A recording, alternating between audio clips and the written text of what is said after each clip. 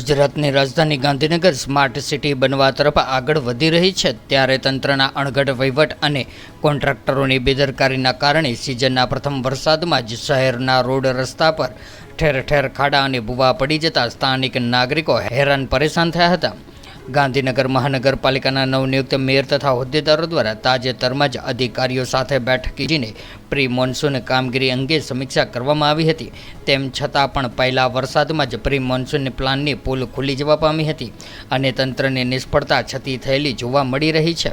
ત્યારે રવિવારે પડેલા વરસાદને પગલે શહેરના મુખ્ય માર્ગો તેમજ સેક્ટર 2, સેક્ટર 14 સહિતના વિવિધ સેક્ટરના રોડ રસ્તા પર પાણી ફરી વળ્યા હતા અને વરસાદી પાણીના નિકાલથી યોગ્ય વ્યવસ્થાને અભાવે ઠેર ઠેર પાણી ભરાઈ ગયા હતા અને અનેક જગ્યાએ ખાડા પડવા તેમજ કેટલાક વિસ્તારોમાં ભૂવા પડતા સ્થાનિક રાહદારીઓ અને ખાસ કરીને વાહન ચાલકોમાં ભારે મુશ્કેલીમાં મુકાયા હતા.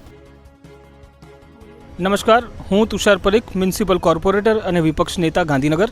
આજે પહેલાં જ વરસાદની અંદર જે ગાંધીનગરના તંત્રની જે પોલ ખુલી છે અને સમગ્ર ગાંધીનગર કાદવ કીચડ અને ભૂવા અને ખાડાઓની અંદર ફસાઈ રહ્યું છે, તેના માટે આનું હું માત્ર એક જ પ્રશ્ન તમારા માધ્યમથી પૂછવા માગીશ કે હા ચલો ભૂવા પડે છે, પણ કેમ પડે છે?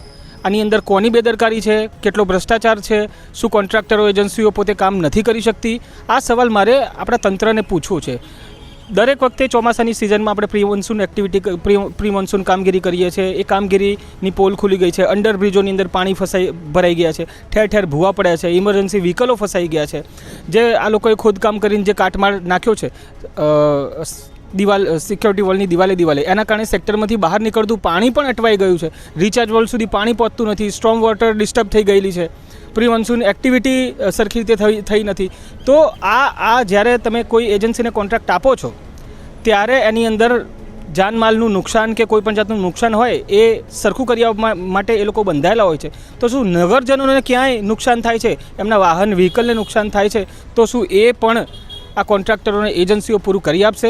આની અંદર કોઈ પણ ગંભીર બેદરકારી સામે આવે અને કોઈને નુકસાન થાય તો એના માટે જવાબદાર કોણ રહેશે? એ આપની ચેનલના માધ્યમથી હું પૂછી રહ્યો છું. આભાર.